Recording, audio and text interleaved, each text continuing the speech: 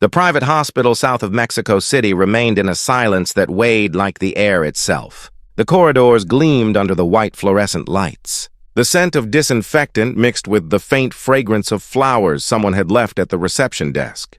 In room 412, however, the atmosphere was different, warmer, more intimate. On the glass table, a tall vase held freshly cut white roses, their aroma softening the metallic smell of the medical equipment. Maria Elena Duarte, 25, lay on the bed, her face serene and almost transparent. A brain tumor had left her in a coma just a few hours earlier.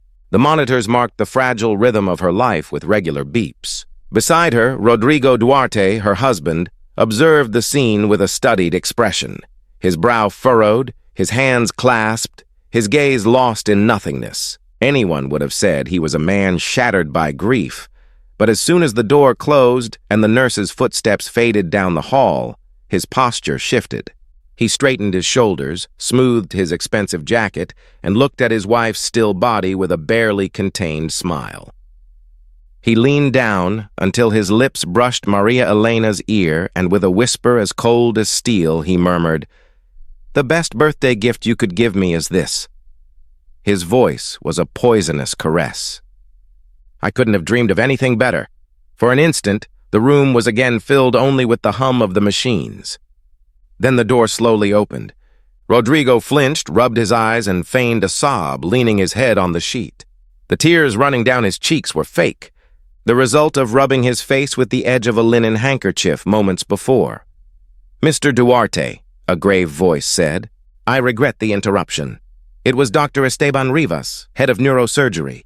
His immaculate white coat contrasted with the dark circles under his eyes from endless shifts.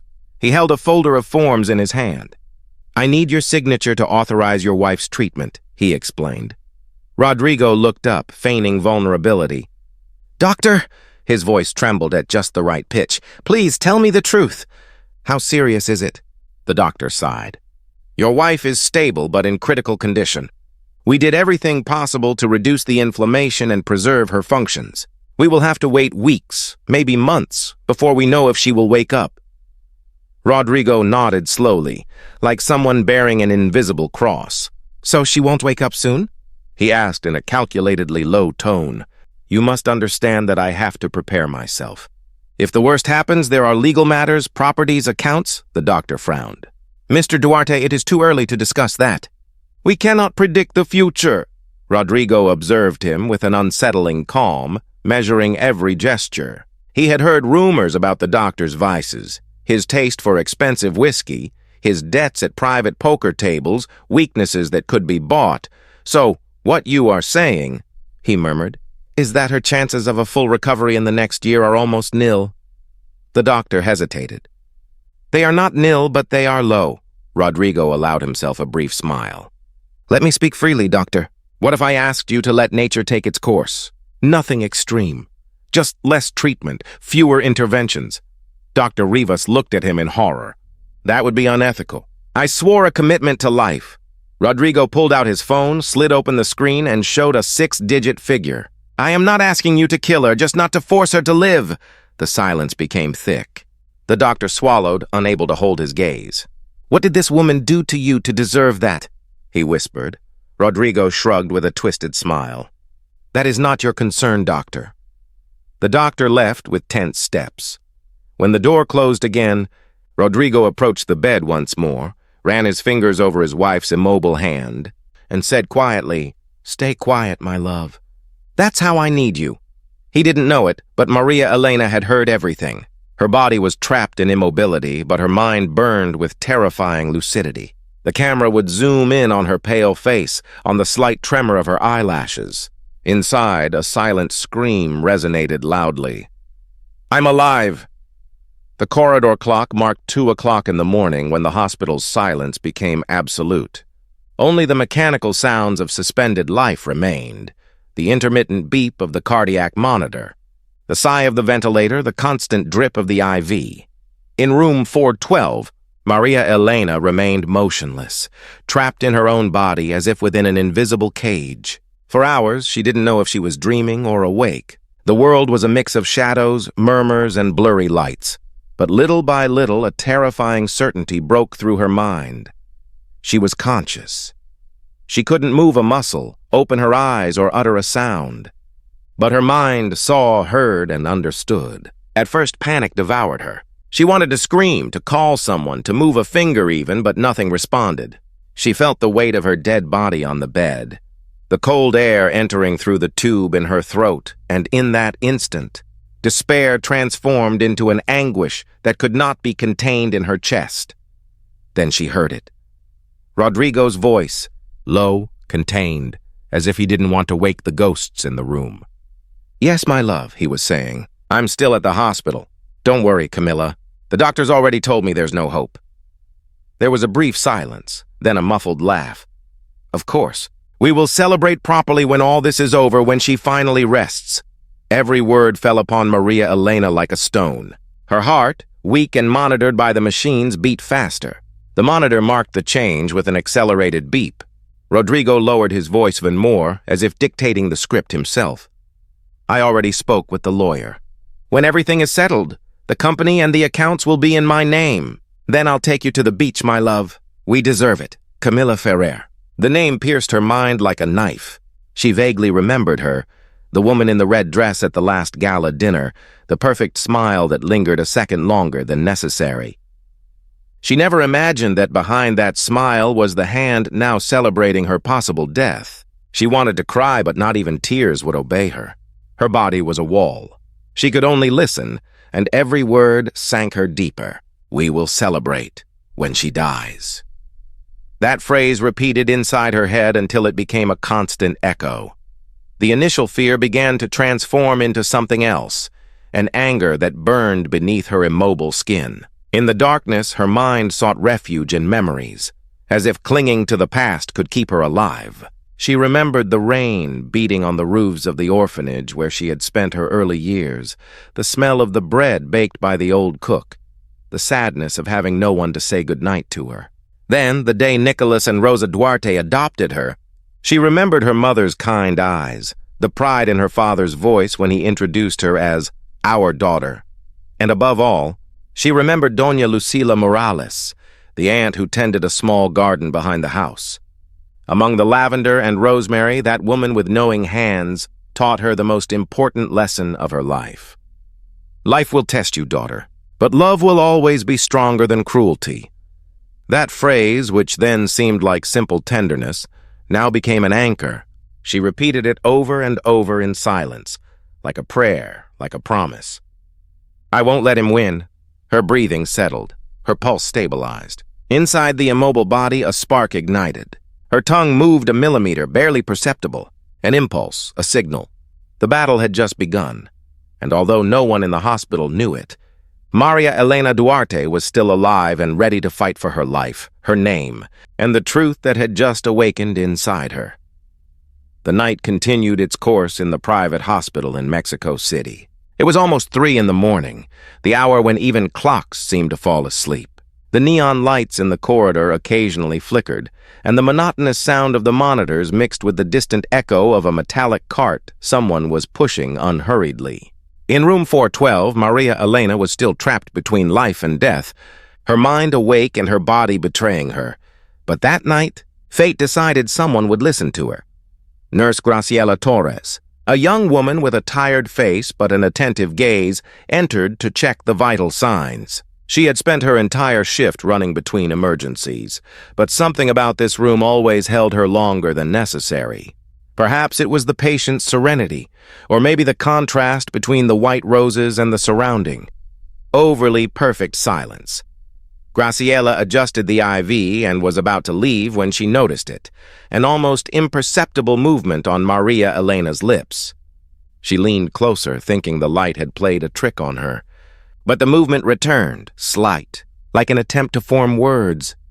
"Mrs. Duarte," she whispered, moving closer. The sound was barely a wisp of air, a sigh that didn't quite become a voice. But the nurse understood that it wasn't a reflex. Maria Elena was trying to say something. Graciela looked at the door, ensuring she was alone, and leaned in again, her ear inches from the patient's mouth. Then she heard it. Weak, broken, but clear. "Don't trust him. Rodrigo and the doctor. Graciela's pulse raced. She felt the blood freeze in her veins.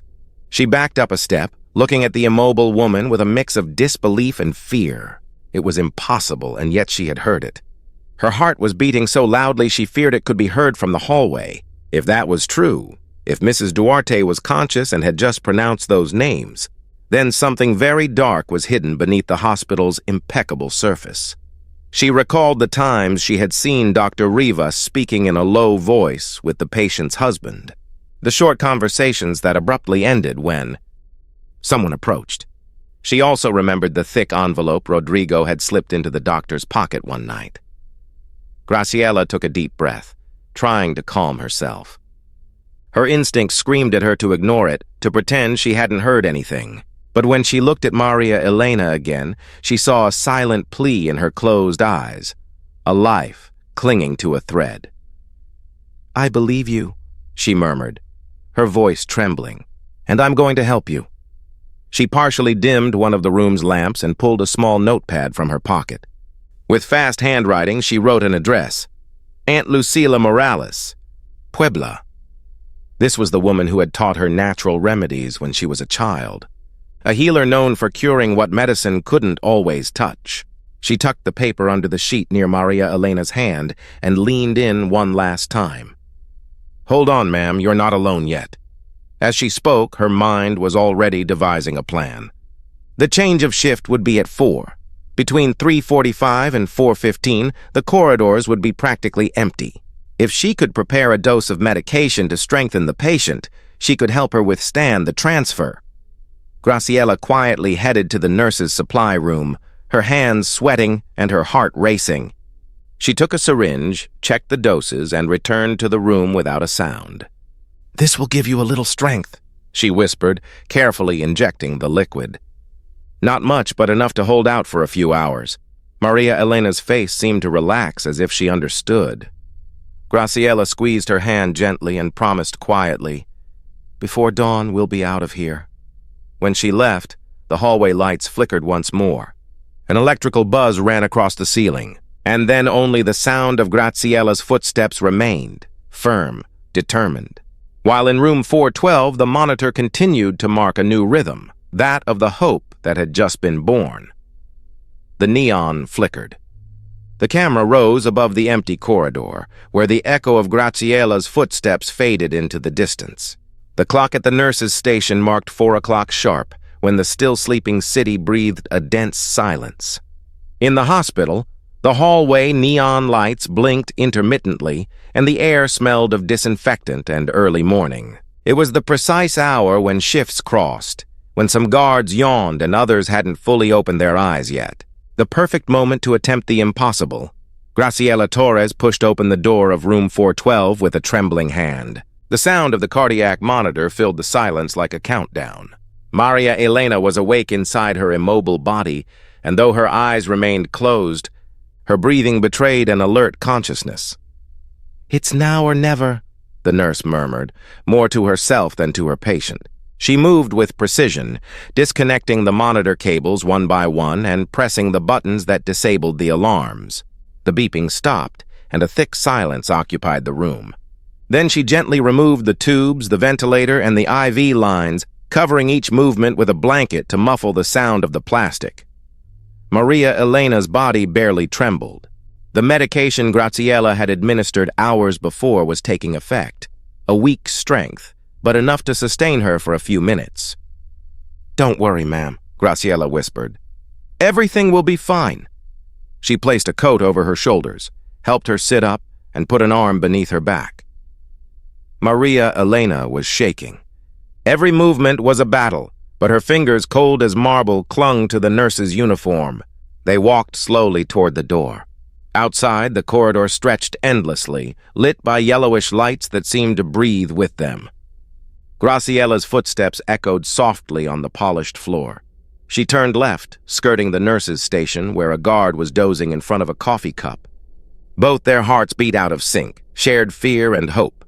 At every corner, Graciela paused, listening. In the distance, a cart squeaked in the elevator. Someone was humming an old song in the emergency room, but no one suspected what was happening in the gloom of the fourth floor. Upon reaching the service exit, Graziella pulled a bunch of keys from her pocket. Her fingers were sweating, and the keys jingled with a sound that seemed like a scream. She stood still, holding her breath. No footsteps.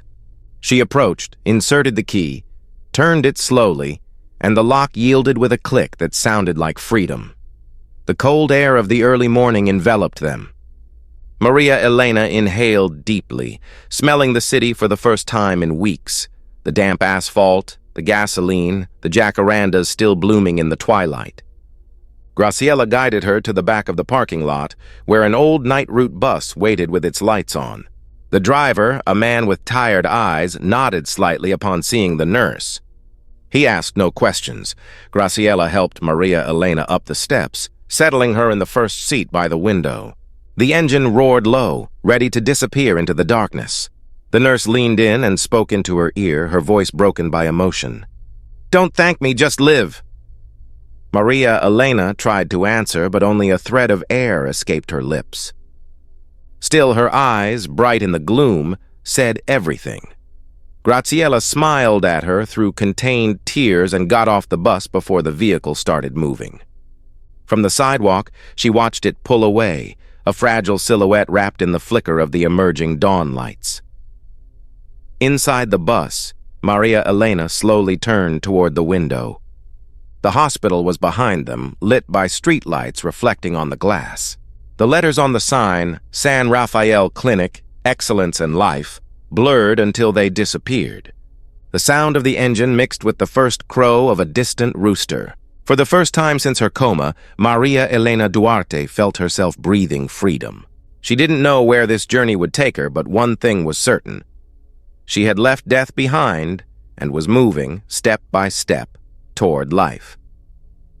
The bus lights disappeared down the highway, fade out. The dawn painted the fields of Puebla gold when the bus stopped on a dirt road surrounded by oak trees and wild lavender. The driver turned toward his only passenger, asleep, a pale woman wrapped in a hospital blanket. "We're here, ma'am," he murmured respectfully. A figure was waiting at the roadside. It was Doña Lucila Morales, a woman with silver hair, sun-weathered brown skin, and a deep, steady gaze, firm as the earth she cultivated. Her voice was both grave and sweet, imbued with a serenity that inspired confidence. When she saw Maria Elena descend, staggering and barely conscious, she caught her in her arms with the naturalness of someone who already knew this moment would come. "My child, you are here. God does not finish his work without reason." She led her to her small adobe house, surrounded by a garden full of medicinal herbs. The air smelled of rosemary, mint, and basil. Inside, the walls held the warmth of a simple life. Jars of infusions, candles, crucifixes, and a wooden table with an open Bible.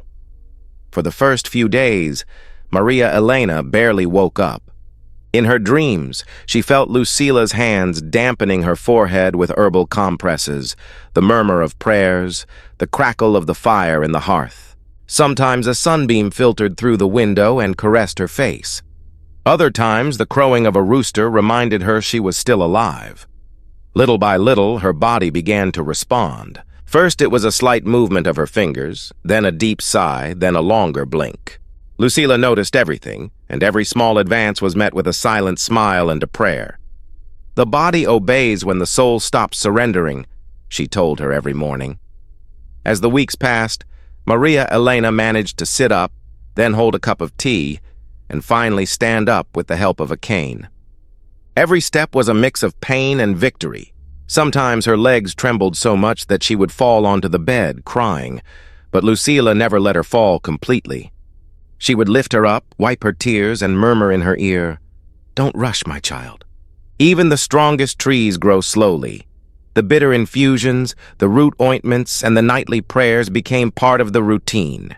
Maria Elena's body, fragile as a dry branch, began to fill with life again.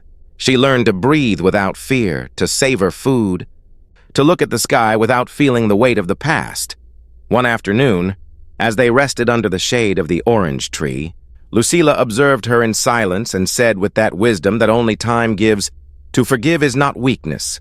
It is freedom. Maria Elena lowered her gaze. The words hurt her more than any wound. Sometimes I don't know if I can, she whispered. Lucila nodded slowly. Today is not the day you must do it, but the day will come. And that day you will understand that forgiveness is not forgetting. It is letting go of the poison. The wind moved the branches, and, for the first time, Maria Elena felt that the air did not weigh so heavily.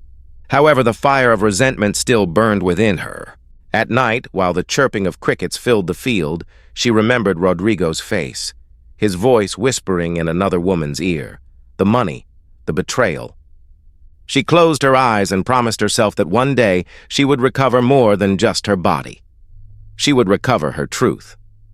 Doña Lucila watched her from the doorway, knowing that the healing of the soul is not measured in medicines or in time, but in the exact instant a woman decides to get back up. The rain fell softly that night in the small town of Puebla. The sound of drops on the tin roof accompanied the crackling of the fire in the chimney. Doña Lucila was already asleep, and Maria Elena remained awake, reading by the trembling light of a candle. For weeks her days had been tranquil, tending the garden, preparing infusions, praying at sunset. However, that night a sound broke the calm. It was a distant but persistent cry like that of a lost child. Maria Elena got up, wrapped herself in a shawl, and went out onto the road, following the echo carried by the wind. As she got closer, the crying mingled with a muffled scream and the dry thud of a bottle falling to the floor. She pushed open the door of an old shack illuminated by a yellow light bulb. Inside, the air reeked of alcohol. A woman with a distraught, drunken face was staggering with a bottle in her hand. In front of her, on the floor, a child of about 6 years old was crying, covering his face with his arms. "Shut up already!" the woman yelled. "Your father left because of you." Maria Elena didn't think twice. She advanced decisively, took the woman by the arm, and with a strength she didn't know she possessed, pulled her away from the child. "Enough!" she exclaimed firmly. "Don't touch him again." The woman looked at her confused, muttered something incoherent and staggering, disappeared into the adjoining room, leaving behind a sour smell and a thick silence. Maria Elena knelt down next to the little boy. His face was stained with tears and dirt. His lip was cut. "It's all right, my love, be calm," she told him tenderly. "No one is going to hurt you." The boy was trembling, but when he felt the warmth of her hands, he clung to her desperately. His small body shook against hers. "What's your name?" Maria Elena asked softly. "Diego?" the boy whispered between sobs. "Are you my mom?" The question pierced her like an arrow. Maria Elena closed her eyes for an instant and hugged him tighter. "No, darling, but if you want, I can take care of you." That night, she took him to Doña Lucila's house. They wrapped him in clean blankets, gave him hot soup, and let him sleep by the fire. When dawn arrived, Diego was still clutching her hand, as if afraid that by letting go, everything would disappear. The following days brought timid laughter, crooked drawings, and naive questions. The boy began to call her mom without hesitation, and, although Maria Elena tried to correct him, the sound of that word brought back something she thought was lost: the capacity to love without fear. One afternoon, while they were gathering firewood, a man appeared on the path. His clothes were covered in dust and his hands were cracked. "Does a child named Diego live here?" he asked in a hoarse voice. Maria Elena looked at him cautiously. The man introduced himself, Tomas Gaitan, a miner, a widower, the child's father. He had been working for weeks in a distant mine, unaware that his son was suffering alone. When he saw the child healthy and smiling, his eyes filled with tears. "I don't know how to thank you for what you did," he said, his voice cracking. "If it weren't for you, I don't even want to think about it." Maria Elena shook her head with a humble smile. "He just needed affection. We all need it sometimes." From that day on, Tomas began to visit the house frequently, sometimes to bring fresh bread from the town, other times just to hear his son laugh. A new calmness grew between the three of them, a bond made of gratitude, silence, and respect. And when the sun set behind the hills, the light filtered through the window, bathing their faces with that warm glow that only peace after pain possesses. In Mexico City, the skyscrapers reflected an unforgiving sun onto the glass and concrete. Automobiles roared through saturated avenues, and society magazines shone in shop windows with headlines full of names, money, and appearances. On one of those covers, Rodrigo Duarte and Camila Ferrer smiled impeccably, as if misfortune had never touched their lives. Rodrigo now lived in a penthouse in Polanco, surrounded by luxuries that seemed to shout his success: bottles of French wine, collector's watches, imported suits. Camila, always by his side, decorated every space with white flowers, the same ones that had once perfumed the hospital room where his wife was agonizing. Neither of them spoke of Maria Elena. In their conversations, her name did not exist. She was a ghost that had ceased to have power. He was convinced that his plan had worked perfectly. The widow persona he pretended to have in social circles opened doors for him, and rumors of his devotion to his deceased wife made him an almost tragic and admired figure. No one suspected that beneath that disguise of a grieving man hid a traitor. But while his public life ascended, his private empire began to crumble. The company that Maria Elena had founded, Duarte Engineering and Construction, was falling apart without her. Rodrigo, who never understood the essence of the business, surrounded himself with flatterers instead of experts. He signed contracts without reading them, ignored the engineers, and squandered the money on parties and gambling. The financial reports turned red. Projects were delayed, clients left, and employees resigned resentfully. In board meetings, glances shifted away from him and murmurs grew. "Don't worry," Rodrigo said with a forced smile and a glass of whiskey in his hand. "Losses are normal. We'll recover everything next quarter." But the next quarter never arrived. Camila, oblivious to the real problems, insisted on organizing luxurious dinners, on being seen, on shining. Every new piece of jewelry, every trip, was an attempt to disguise the emptiness, and Rodrigo, blinded by arrogance, allowed her everything. "The money will come back," he assured her while signing checks without looking. "It always comes back for those who know how to enjoy it." However, the only thing that returned was the shadow of failure. By the end of that year, the debts caught up with him. Banks began closing accounts. Investors withdrew in silence, and the Duarte name began circulating in the newspapers not as a symbol of success, but of financial scandal. Even so, Rodrigo refused to accept it. He decided to bet what he had left on his last card, a monumental wedding. He wanted to seal his union with Camila before all of high society in the capital, as if luxury could erase the rumors. He hired the best event organizer, booked the ballroom of a historic hotel in the heart of Reforma, and ordered golden invitations with the inscription, "The Event of the Year, Rodrigo Duarte and Camila Ferrer, an eternal love." Camila smiled at the silk dresses and rehearsals with the church choir, without imagining that the love she believed was eternal was cemented upon ruins. Rodrigo, in front of the mirror, adjusted the knot of his tie and told himself that everything would be fine, that the businesses would recover, that the past would be buried forever. But deep in his gaze there was a restless flicker, a shadow that not even the best suit could conceal, the shadow of guilt that was beginning to claim its place. And while the wedding preparations filled the magazine covers, far away in the quiet fields of Puebla, a reborn woman began to plan her return. The morning in Puebla dawned serene.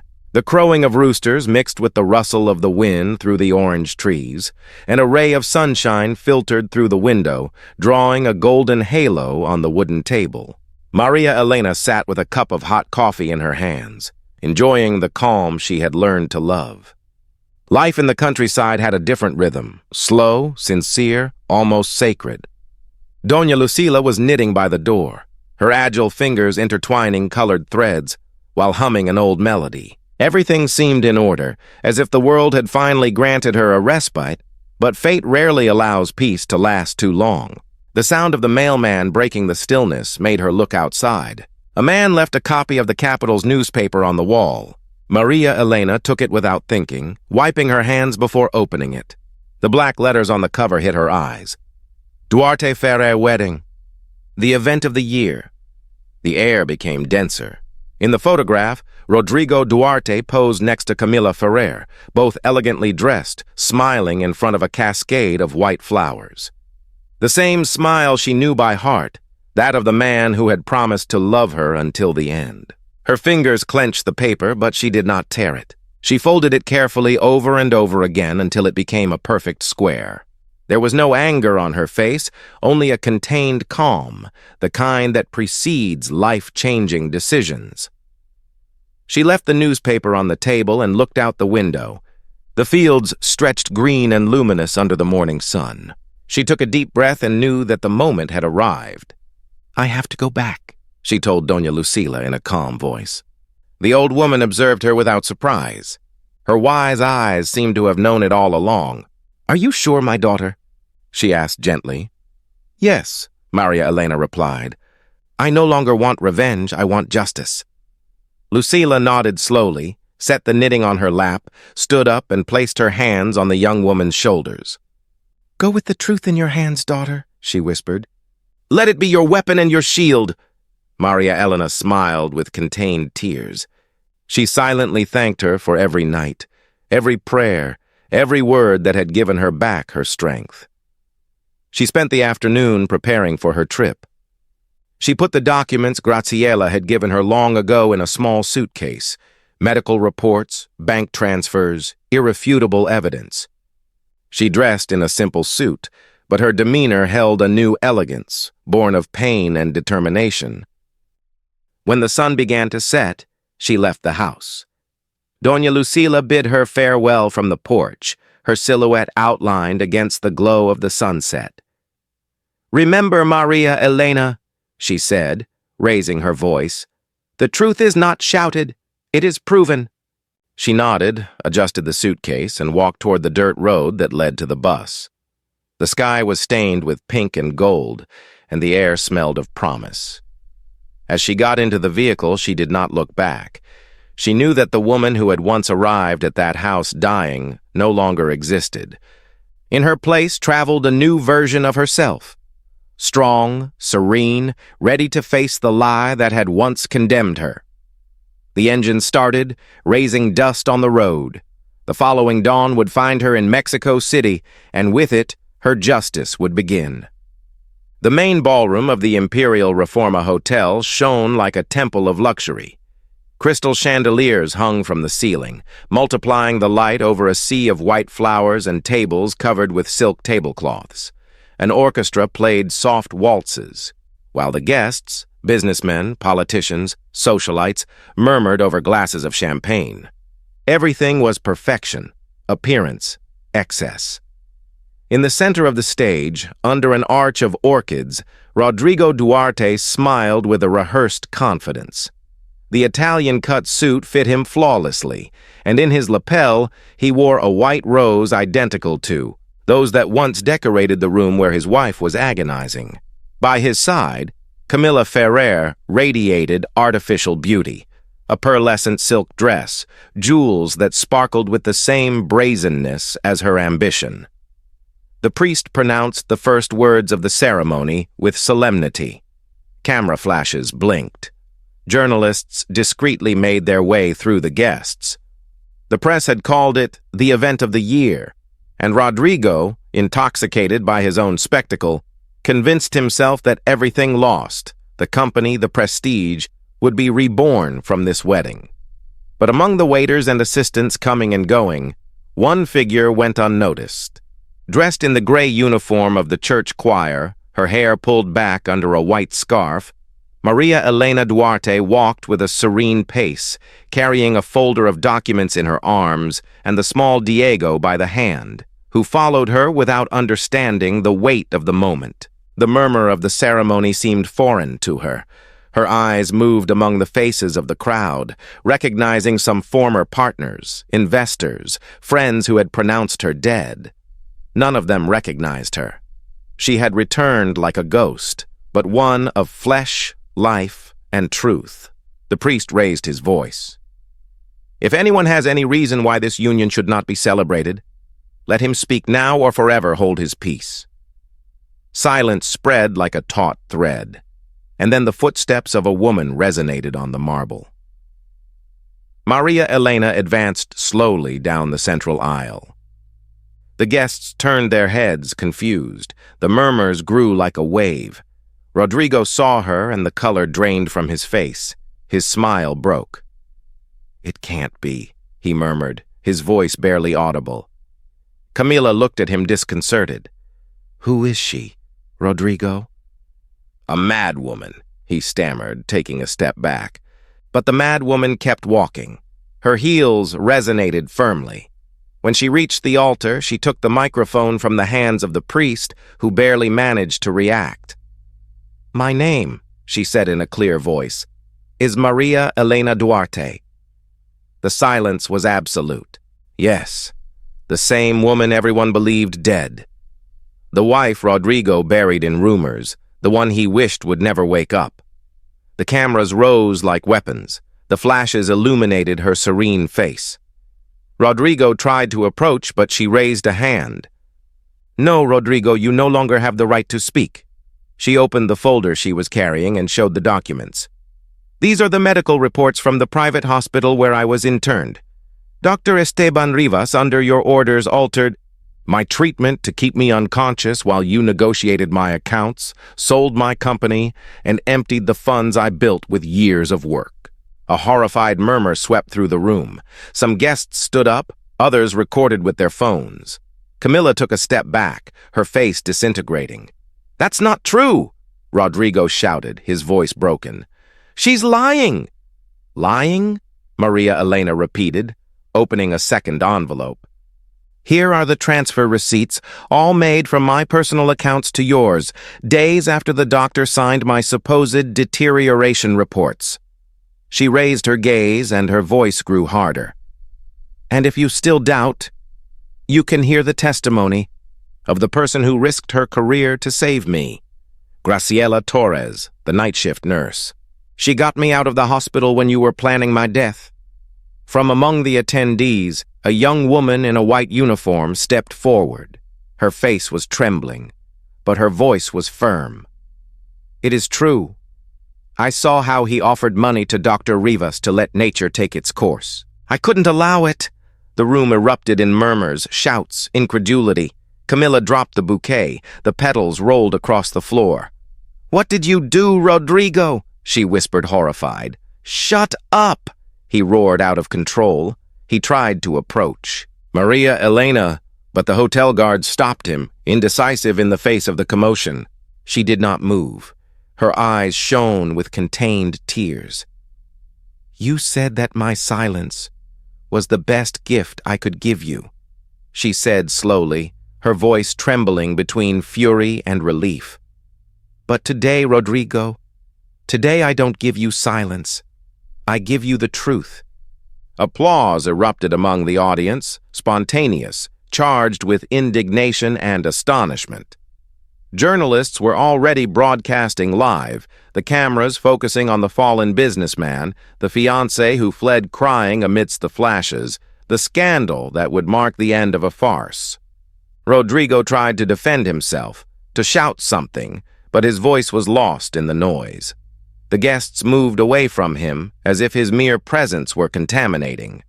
Camila ran towards the exit, her veil dragging on the floor, while he was left, alone, surrounded by looks of contempt and cameras hungry for tragedy. Maria Elena took a deep breath, let go of the microphone, took Diego's hand, and walked down from the stage with her head held high. No one dared to stop her. The orchestra had fallen silent. The perfume of the flowers mixed with the smell of fear. And in the midst of that chaos, a woman who had resurrected walked calmly toward the door, leaving behind the lie, the betrayal, and the spectacle. Outside, the city roared with life. The first rays of sunset bathed the buildings, gilding the windows of the hotel where everything had ended. Maria Elena looked up, took a deep breath, and murmured to herself, "Now I am truly free." News of the Duarte Ferrer scandal flooded the headlines for weeks. The newspapers that once praised Rodrigo's elegance now recounted his downfall with a tone of almost poetic justice: fraud, deception, and betrayal at the wedding of the year. Investors abandoned him, accounts were frozen, and his friends, those who once toasted his success, disappeared like smoke. Rodrigo ended up alone, his gaze lost in the reflection of what he had destroyed. Meanwhile, several kilometers away, in the golden fields of Puebla, life was blossoming again. Maria Elena returned to the small house where Doña Lucila was waiting for her with open arms and a smile that said more than 1,000 words. "I knew you would return," the old woman said, holding her tightly. "The truth always finds its way back." Maria Elena breathed in the country air, that smell of wet earth and hope. She felt light for the first time in years, as if every step that took her away from the city brought back a piece of the soul that had been taken from her. On the porch, Tomas Gaitan, the miner with the noble gaze, was waiting for her with Diego running around him. When the child saw her, he shouted her name and ran toward her. Maria Elena lifted him into her arms and hugged him tightly, feeling that this small heartbeat against her chest was the purest reminder that there was still love in the world. The days that followed were simple but full of meaning. Together they repaired the old barn, planted new flowers, and shared meals under the shade of the orange tree. Tomas looked at her with silent respect, not trying to erase her past, but to accompany it. She, in turn, began to leave the pain behind, not because she forgot it, but because she had learned to transform it. In time, affection turned into love, a serene, clean, unpretentious love. When Tomas proposed marriage, he did not do so with expensive rings or grand promises. He just took her hand and said in a low voice, "I don't promise you riches, Maria Elena, but I promise you peace." She smiled. It was all she needed. The ceremony was held on a Sunday in the small-town church. There were no distinguished guests or designer dresses, just flowers from Doña Lucila's garden, the choir of the neighbors, and the light of dawn filtering through the stained glass windows. Maria Elena wore a simple white dress, and by her side, Diego held her bouquet with a proud smile. When the priest pronounced the blessing, Maria Elena looked up at the sky. She didn't think about the betrayal, the loss, or the past. She thought about the life that was being reborn in front of her. On the way out, the sun covered the dirt road with golden sparkles. Tomas took her hand, Diego ran ahead laughing, and the three of them walked together under the midday glow. The air smelled of orange blossom and a promise kept. Maria Elena looked at the horizon and murmured serenely, "The betrayal did not destroy my life, it transformed it." And with that certainty she kept walking, letting the light of the new day erase the shadows of yesterday.